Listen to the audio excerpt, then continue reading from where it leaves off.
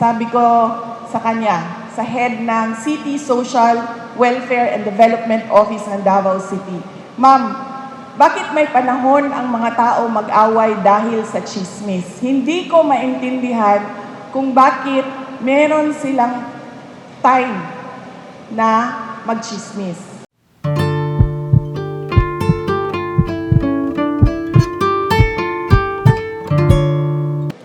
Alam niyo po, nung ako ay mayor ng Davao City, meron kaming entrepreneurship program.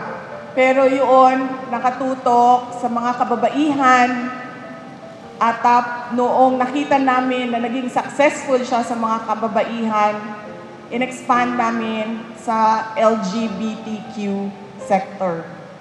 Paano kami nagsimula doon sa Magnegosyo Taday? Yun ang pangalan ng project namin. Nakita ko doon sa amin, sa Davao City, madami ang umaakyat sa opisina ko, ang kanilang inilalapit sa akin ay yung kaaway nila na kapitbahay nila. Merong problema sa maingay na aso, merong problema sa agawan ng parking, merong problema sa chismisan ng mga kapitbahay, paninira ng mga magkapitbahay. Umaakyat yon sa opisina ng mayor. Nirereklamo yung kapitbahay nila.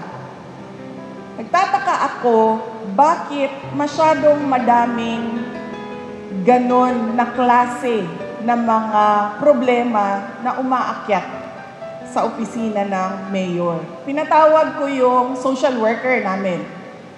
Sabi ko sa kanya, sa head ng City Social Welfare and Development Office ng Davao City, Ma'am, bakit may panahon ang mga tao mag-away dahil sa chismis? Hindi ko maintindihan kung bakit meron silang time na mag-chismis. Ang sabi sa akin ng social worker, sabi niya, kasi ma'am, ang behavior nila dyan sa ating mga communities, pagpasok ng kanilang mga anak sa bahay, sa paaralan, papasok sa paaralan yung mga anak nila, ihahatid nila doon sa paaralan yung mga anak nila. Pag uwi nila sa bahay, matatapos yung mga gawaing bahay, wala na silang ginagawa. Ang ginagawa nila, lumalabas sila doon sa purok, doon sa amin sa probinsya, purok ang tawag namin, doon sa tambayan ng mga tao. Lalabas sila doon sa purok, magsusugal, magchichismisan hanggang magkakaroon na ng away. So sabi ko sa kanya, sabi ko doon sa head ng social services namin, kaya sila ganyan kasi wala silang ginagawa. Sabi ko, pag-isipan ninyo kung ano ang gagawin ng mga kababaihan natin para hindi nauubos yung oras nila sa sugal at chismis. So pinag-isipan nila, bumalik sila sa akin. Sabi nila, naisip namin, turuan natin silang magnegosyo. Sabi nila, madaming maka-access tayo ng pera sa Department of Trade and Industry. Pero, sabi noong social worker sa akin, sabi niya, may problema ito. Dahil nakikita namin, bigay lang ng bigay ng livelihood assistance ang iba't ibang ahensya ng gobyerno, pero nalulubog sa utang yung mga nagnenegosyo at hindi nagiging matagumpay, successful yung kanilang negosyo. Dahil unang-una, hindi sila marunong magnegosyo. So sinabihan ko sila, gumawa kayo ng programa na kompleto na. Tuturuan ninyo sila paano magnegosyo, papaisipin ninyo sila, ano ba ang negosyo dito sa aming lugar na kailangan ng aming komunidad. Tapos ibibigay natin ng pera, hindi lang yan, susundan natin kung ano yung nangyari sa kanilang negosyo. So yun yung Magnegosyo Taday na project ng City Government of Davao which gained recent recognition sa Philippine Commission for Women. Dahil meron talaga siyang naging magandang epekto sa buhay ng mga kababaihan at ng mga LGBTQ sectors. Of course, hindi 100% ang success rate, pero madaming buhay ang nagbago.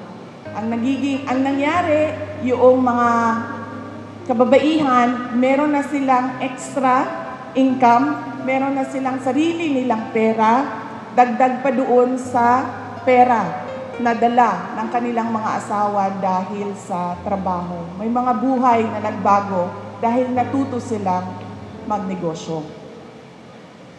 Noong ako ay nasa Department of Education na, nakita ko, na-realize ko na baka nga too late na tayo kapag doon na tayo sa mga magulang magtutok. Doon na tayo sa mga ina na meron ng mga anak, 3, 4. Baka dapat ibaba pa natin doon sa mga high school students ang pagtuturo kung paano magnegosyo at pagpapaintindi sa inyo kung paano magbabago ang buhay ninyo dahil marunong kayo magnegosyo. Totoo yan. Paano ba tayo magkakaroon ng pera? Magtatrabaho tayo. Mabibigyan tayo ng sweldo. Pero yung sweldo natin hindi lumalaki. Diba? Paulit-ulit lang yon. 25,000 a month, 25,000 a month, 25,000 a month. Pero paano natin palaguin, paramihin ang pera natin doon sa negosyo? At hindi madali ang magnegosyo, kailangan matuto tayo magnegosyo. Kailangan matuto tayo paano natin padamihin itong sweldo ko buwan-buwan. Dapat maging 50,000 ito, hindi lang 25,000. At yung possibility pa na maging 100,000 dahil maganda yung takbo ng aking negosyo. Bakit ba natin pinag-uusapan ang pagtatrabaho at pagnenegosyo? Dahil lahat tayo, ang araw-araw na buhay natin, kailangan natin ng pera. But of course, paano tayo gagawa ng content sa TikTok that I am? Of course, I am an iPhone owner. Maganda. 3 ang lens ng aking cellphone. Paano tayo gagawa ng ganon kung wala tayong pambili ng iPhone? Dahil hindi naman natin pwede i-snatch yung iPhone ng taong naglalakad dyan sa labas. Akin na yung iPhone mo, akin na ito. Pag uwi ko sa bahay, gagawa ako ng, of course, I am an iPhone owner. Kinuha ko ito doon sa taong naglalakad. Hindi pwede yon. Diba? Hindi din pwede na mangungutang ako.